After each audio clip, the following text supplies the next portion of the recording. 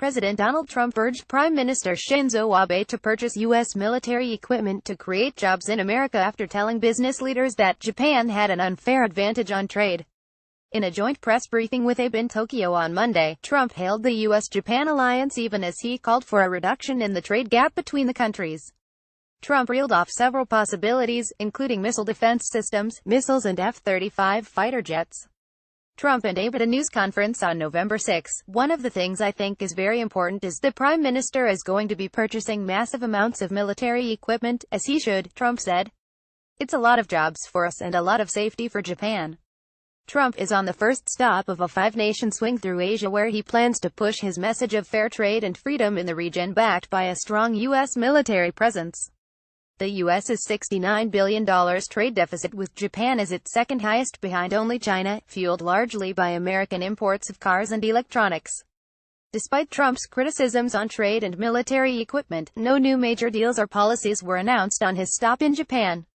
Abe deflected questions on trade ties and instead focused on praising Trump for his commitment to the defense alliance. Abe said Japan is buying Lockheed Martin Corp.'s F-35A fighter jets and missile interceptors from Raytheon Co., deals that had previously been announced. He said Japan would buy more Aegis equipment from the U.S. for its ships. With the North Korean situation becoming more severe, and the Asia-Pacific security environment becoming harsher, I think we need to improve Japan's defense capabilities in terms of quality and quantity, Abe said. Abe said that economic issues would be discussed in a separate U.S.-Japan dialogue. At the same time, he advocated high-standard rules for trade throughout the region. After Trump withdrew from the Trans-Pacific Partnership trade deal, the U.S. and Japan set up an economic dialogue helmed by Vice President Mike Pence and Japanese Deputy Prime Minister Taro Aso. Those talks have largely focused on differences with currency and trade, with the U.S. pushing to lower agricultural tariffs and restrictions on American car sales in Japan. American negotiators are pushing for Japan to remove a safeguard mechanism on imports of U.S. frozen beef that have increased tariffs to 50% from 38.5%. Not fair. During the briefing with Abe, Trump said that he wanted Japan's economy to be second behind the U.S. Earlier in the day, he told a gathering of business leaders that he intends to fix the imbalance in U.S.-Japan trade ties by making it easier to do business in America. For the last many decades, Japan has been winning. You do know that, Trump said. Right now our trade with Japan is not fair and it isn't open. Trump laid out his complaints about how Japan treats the U.S. unfairly in his eyes, noting that few American cars are sold in Japan and making a plea for Japanese automakers to build more in the U.S. Try building your cars in the United States instead of shipping them over, Trump said. Is that rude to ask? Abe has courted Trump's friendship in a bid to ensure that trade tensions don't impact a military alliance with the U.S. that ensures Japan's security in the face of threats from North Korea and China. $1.6 billion factor. Abe has pushed back on Trump's remarks about U.S. car sales in Japan, saying earlier this year that a lack of advertising in dealerships played a role.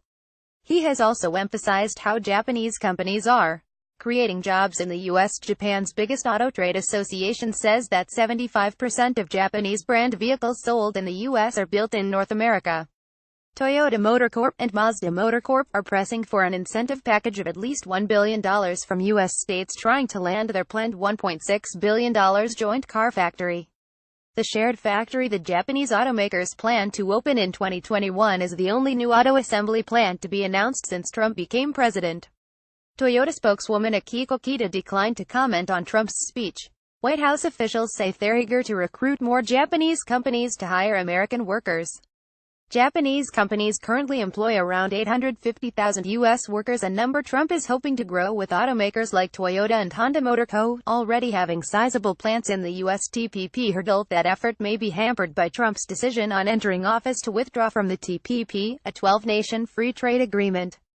Japanese officials are still stinging from the decision, and have said they're eager to either negotiate a bilateral trade deal with the U.S. or win Trump back to the multinational agreement, which seemed unlikely in light of Trump's defense of his pullout from the pact. TPP was not the right idea, Trump said on Monday. I'm sure some of you in this room disagree, but ultimately it'll be proven right.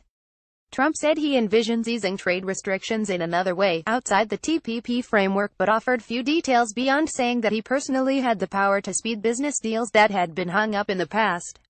He cited the Keystone and Dakota pipelines that had been held up under the Obama administration.